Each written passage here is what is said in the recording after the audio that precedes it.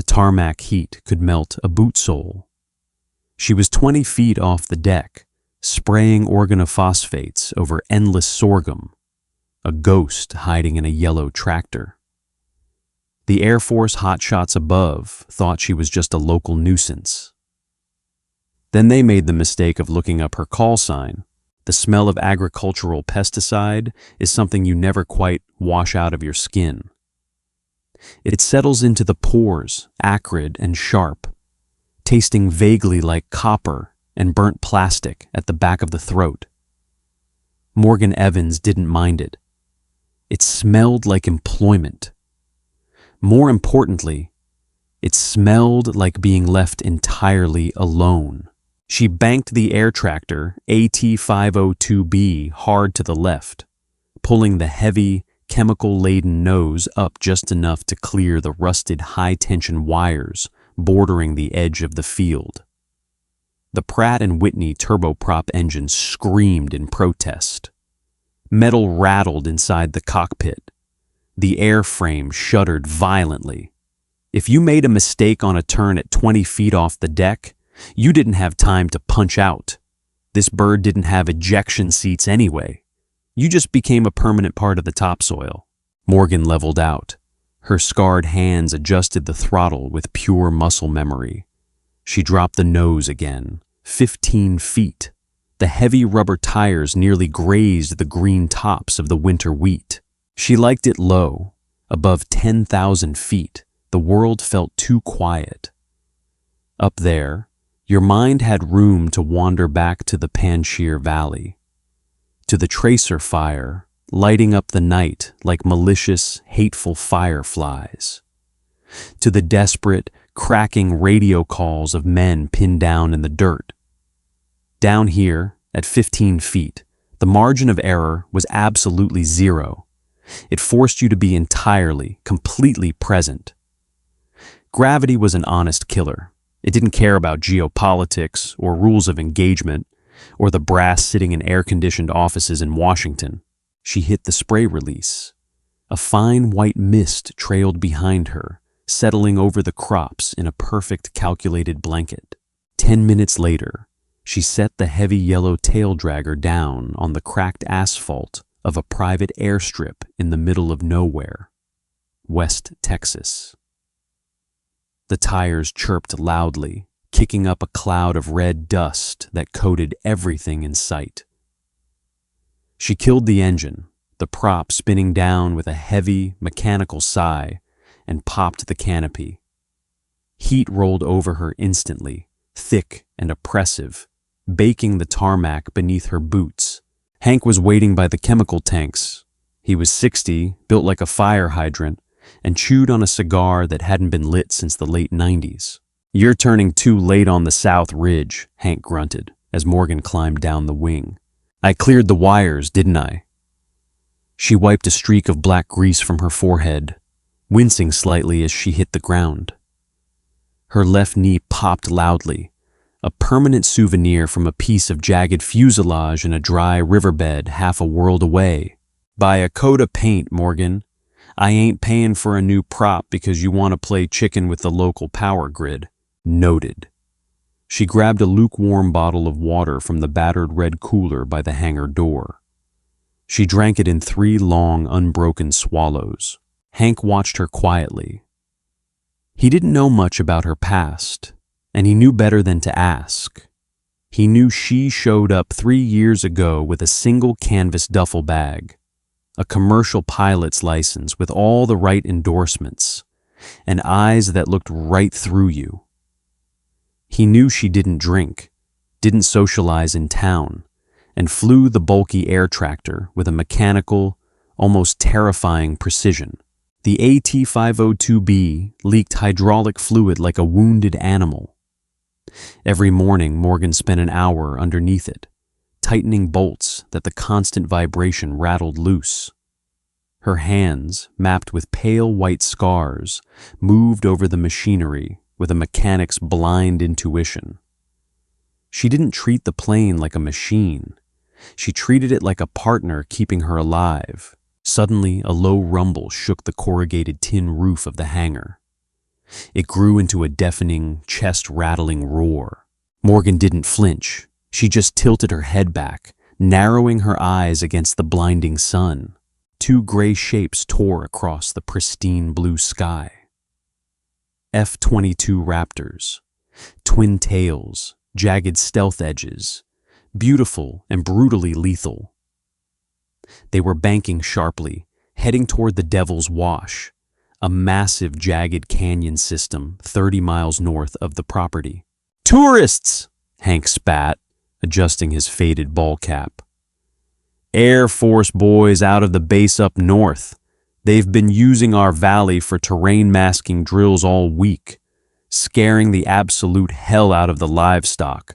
Morgan tracked their flight path. The sun glinted off their tinted canopies.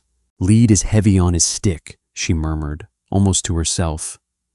"Wingman is lagging behind the turn.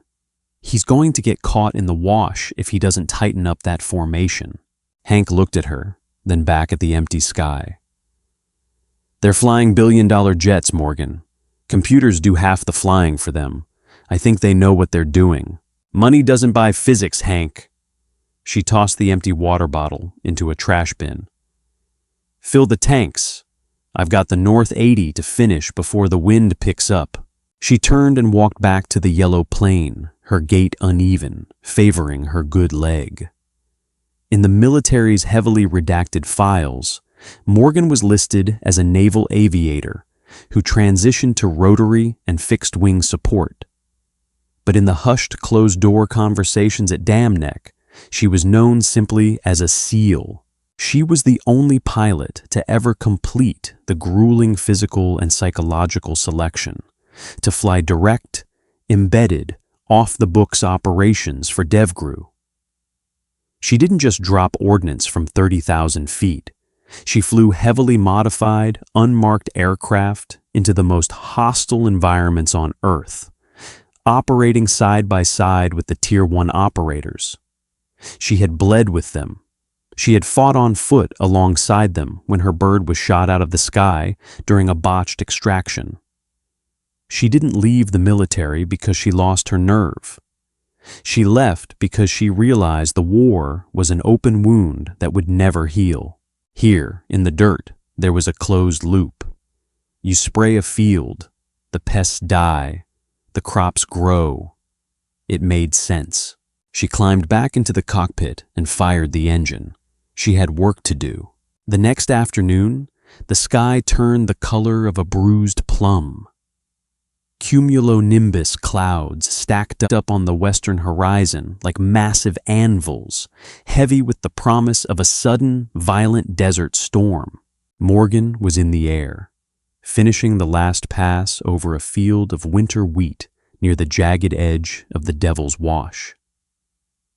The air was getting incredibly choppy. The AT-502B bounced aggressively, the altimeter needle twitching as invisible heat thermals rose from the superheated limestone canyons below and collided with the cold front rapidly moving in. She reached up and flipped her secondary radio on. It was an old reflex, a habit she hadn't been able to kill.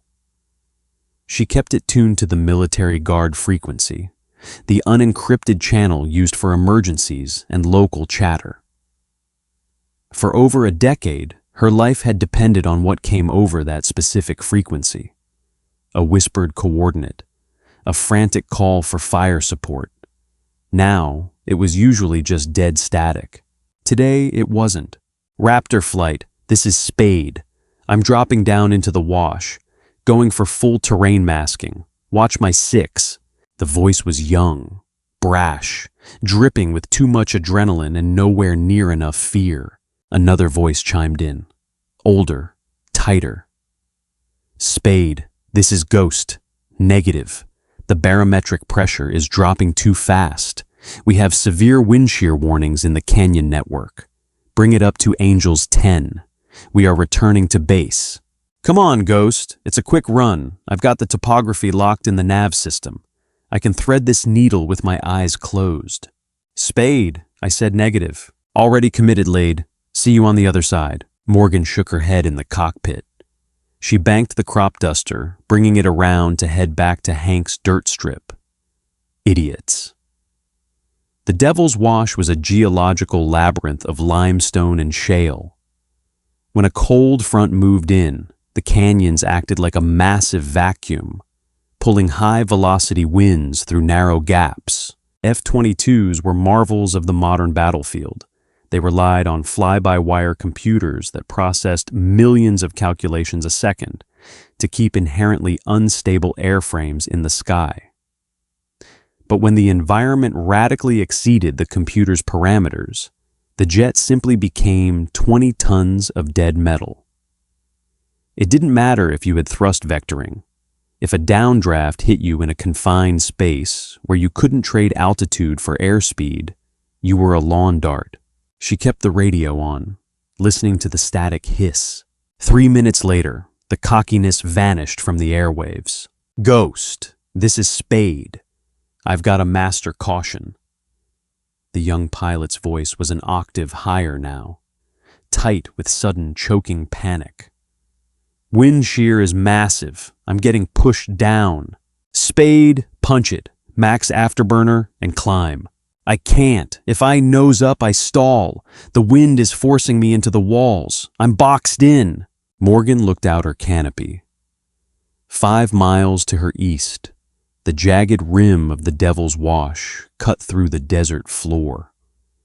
The sky above it was turning black. The kid had flown into a geographic trap. "Spade, eject!" The flight lead's voice cracked over the net. "Pull the handle!" "I can't. I'm inverted on the roll.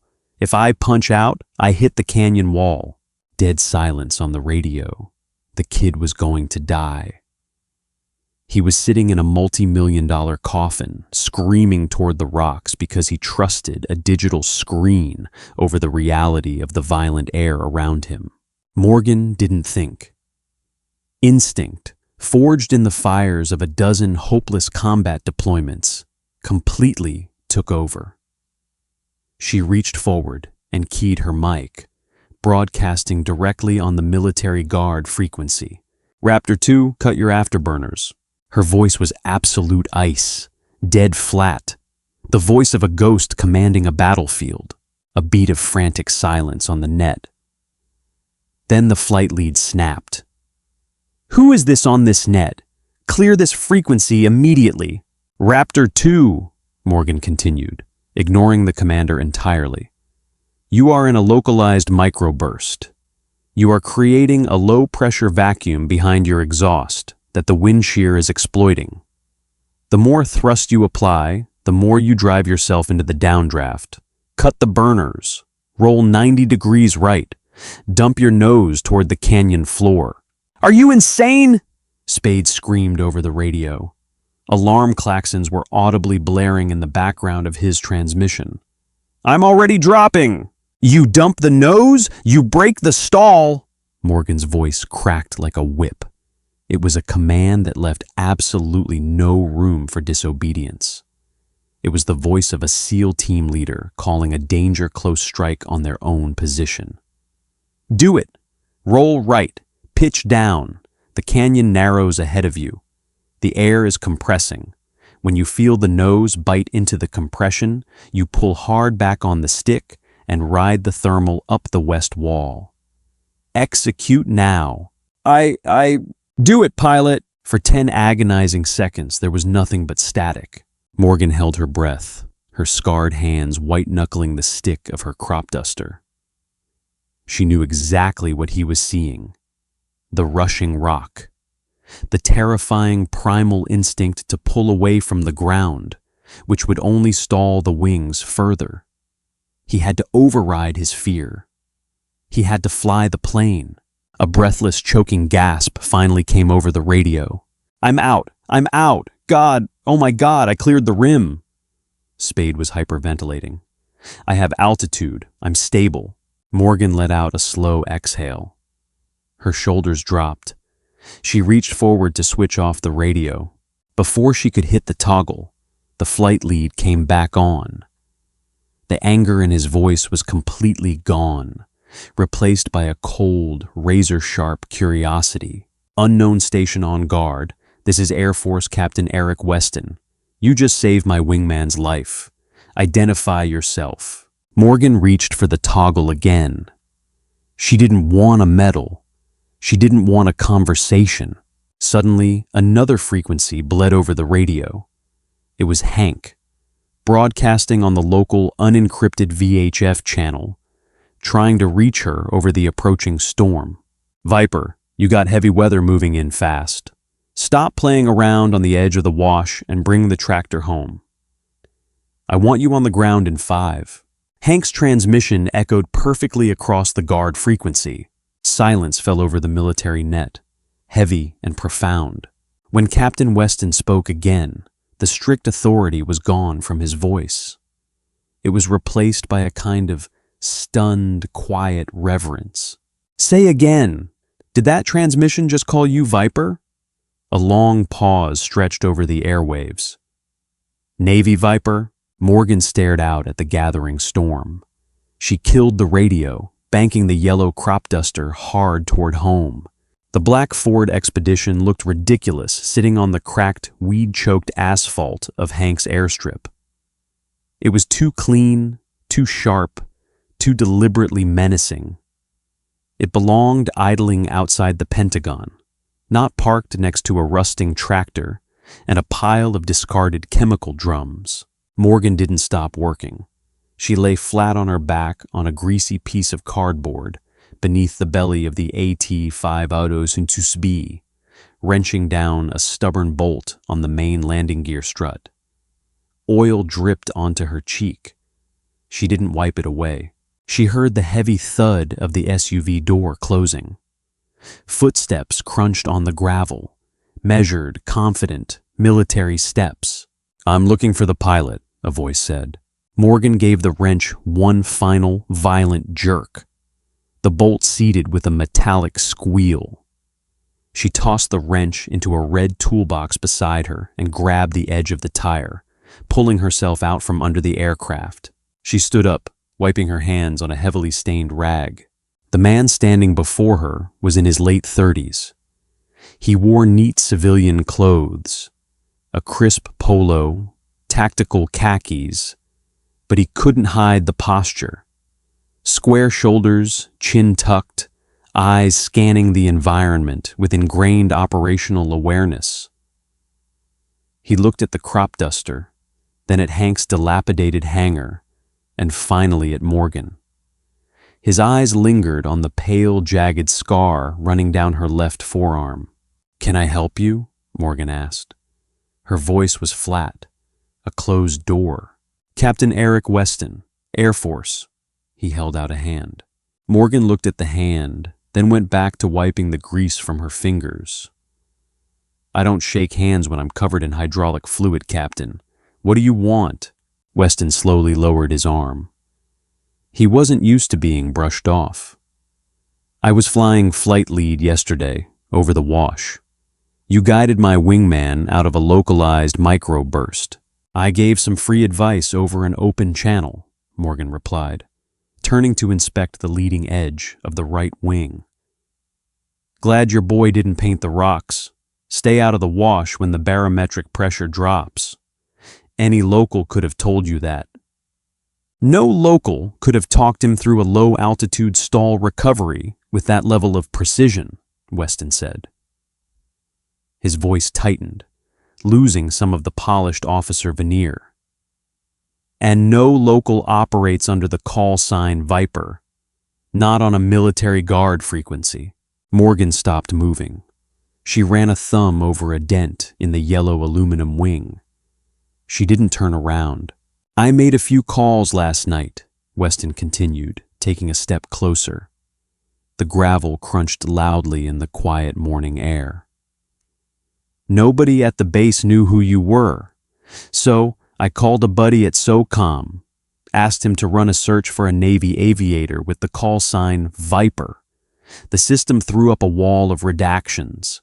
It took a one-star general overriding the classification just to get a name. Then you know you shouldn't be here, Morgan said quietly. Morgan Evans, commissioned out of Annapolis, fast-tracked into naval aviation, flew Super Hornets, then abruptly vanished from the standard rosters, reappeared 3 years later in a heavily redacted incident report out of the Panjshir Valley involving a downed MH-6 Little Bird and a DevGru extraction team. Weston paused, studying her back. They say you brought a crippled bird down in a dry riverbed under heavy DSHK fire and held the perimeter with a rifle for 6 hours until the QRF arrived. 2 operators died. You pulled the other 3 out. Morgan turned around. The dead, vacant look in her eyes was gone. In its place was a sudden, terrifying intensity. It was the look of a predator backed into a corner. "Stop talking," she whispered. Weston held his ground, though his jaw tensed. "You have the Navy Cross, Evans. You have a skill set that takes millions of dollars and a decade of combat to forge. And you're out here, spraying bugs. I'm making a living. You're hiding." Morgan laughed. It was a short, humorless sound that scraped against the dry air. She threw the rag onto the toolbox and walked slowly toward him. Weston had 6 inches and 50 pounds on her, but as she closed the distance, he instinctively shifted his weight backward. "You fly an F-22, right, Captain?" she asked, her voice dangerously calm. "I do. Beautiful machine, fly-by-wire, active electronically scanned array radar. You drop JDAMs from 30,000 feet while sipping air-conditioned oxygen. You see a green square on a screen, you press a button, the green square disappears. You go back to base and eat a hot meal." She stopped 2 feet from him. "You don't smell them." Weston frowned. "Smell who?" "The people on the ground," Morgan said softly. "The people you're supposed to be saving. The people you're killing. You don't hear them screaming over the comms when the rotor blades are deafening and the cabin is filling with smoke.